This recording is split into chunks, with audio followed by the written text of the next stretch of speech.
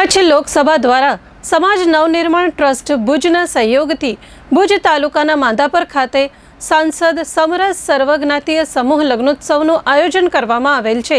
ત્યારે આજે કચ્છ જિલ્લા ભાજપ પ્રમુખ દેવજીભાઈ વરચંદની ઉપસ્થિતિમાં કાર્યાલયનું ઉદ્ઘાટન કરવામાં આવ્યું હતું।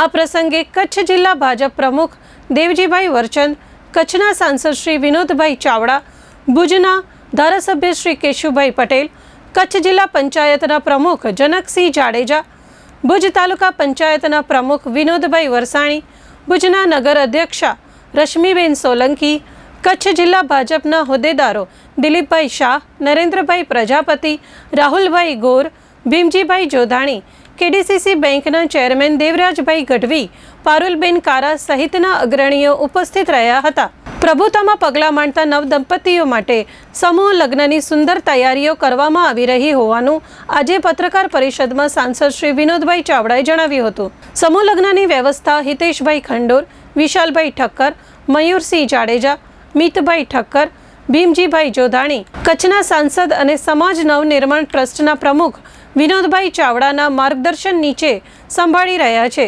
સાંસદ શ્રી વિનોદભાઈ ચાવડાએ ચંચળ ન્યૂઝ સાથે વાત કરી હતી। કચ્છ લોકસભા મત વિસ્તારની અંદર પ્રથમ વખત સાંસદ સમરસ સર્વજ્ઞાતીય સમૂહ લગ્ન મહોત્સવ 2025નું આયોજન કરવામાં આવ્યું છે।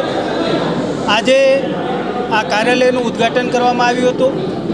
અમારા જિલ્લા ભાજપના સન્માન્ય પ્રમુખ શ્રી દેવજીભાઈ વરચંદ, જિલ્લા પંચાયતના સન્માન્ય પ્રમુખ શ્રી જનકસિંહ જાડેજા, સંચાલક અમારા હિંમતસિંહજી બાપુ, એવા જ ધારાસભ્ય શ્રી કેશુભાઈ પટેલ અને સૌ લોકોની ઉપસ્થિતિમાં આજે સમૂહ લગ્નના કાર્યાલયનું અમે માધાપર મધ્યે યક્ષ મંદિરના પ્રાંગણમાં એનું લોકાર્પણ કર્યું છે, ઉદ્ઘાટન કર્યું છે। અહીંયા એનું રજિસ્ટ્રેશન થશે।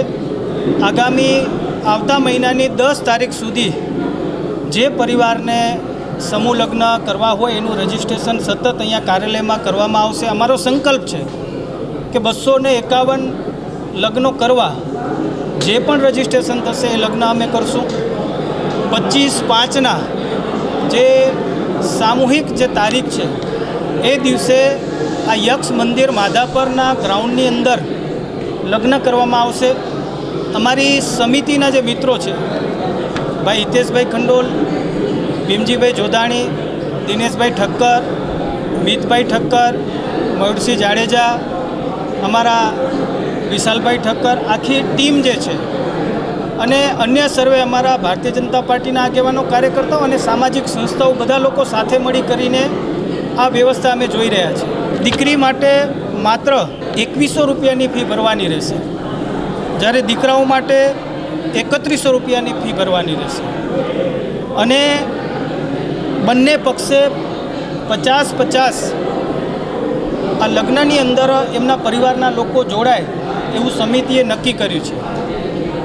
અને સાથે સાથે ભોજનની વ્યવસ્થા પણ સમિતિ દ્વારા કરવામાં આવશે, કન્યાદાનની વ્યવસ્થા પણ સમિતિ દ્વારા કરવામાં આવશે અને એક કચ્છની અંદર એક સમરસતાનો ભાવ, દરેક જ્ઞાતિ, સર્વ જ્ઞાતિ, દરેક નાત જાત ધર્મના ભેદભાવ વગર સૌ લોકો સાથે જોડાય અને જે ધર્મના કે જે જ્ઞાતિના લોકો કહેશે એના રીત રિવાજ પ્રમાણે અમારી સમિતિએ નક્કી કર્યું છે, એ પ્રમાણે અમે લગ્ન કરી આપશું।